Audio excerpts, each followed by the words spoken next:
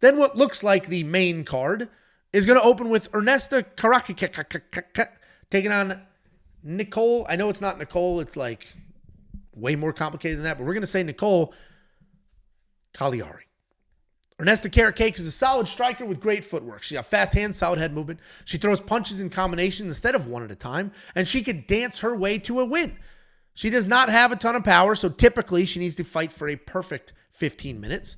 She's long, and she uses that length really well for striking, but not as well defending takedowns or working her way up. She is coming off that loss to Diony Barbosa in her UFC debut that a lot of people think was a robbery. She's taking on Nicolle Caliari. That is not how you say it, but I'm from the Northeast. That's about how I'm going to say it. It is what it is, guys. People call me Anthony. In real life, people who have known me for a while call me Anthony. That's not even the same name. I could see if you said like Angelo and you just pronounced it wrong. No, they say Anthony. It's not even the same name. So yeah, I called this one carrot cake and said Nicolle instead of Nicolle. Said Caliari instead of Caliari. We're going to deal with it, and we're going to move on. She's a busy grappler. She'll take her time striking. She will close that distance and then work you to the cage. Her takedowns are not great, but she does have a very nice clinch. She's got good body work where she tries to tie you up. She'll launch knees, and she will work. When she gets you to the ground, she's very aggressive with the transition. She wastes no time working the side control, mount, or other dominant positions. The issue, though, is that she's not very aggressive, and she oftentimes loses positions if she does get too aggressive. You're going to get one side of the spectrum or the other. She's either going to get you to the ground, lay there and do nothing, or go way too hard trying to find something, fall off the top, and lose the position. And I want to pick Nicolle here because of Kareckaite's takedown defense. But Nicolle's offensive takedowns are not very good either. So we have a battle of the mediocre grappling.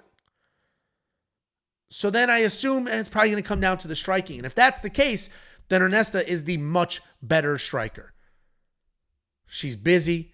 She's faster. She's longer. So I think Ernesta can get it done here. But minus 185, 2-1 favorite, somebody who has shown us she can't really defend takedowns.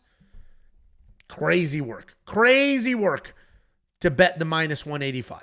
We just watched Pereira Rodriguez move forward and absolutely bully Josephine Knudsen. This could literally look identical to that.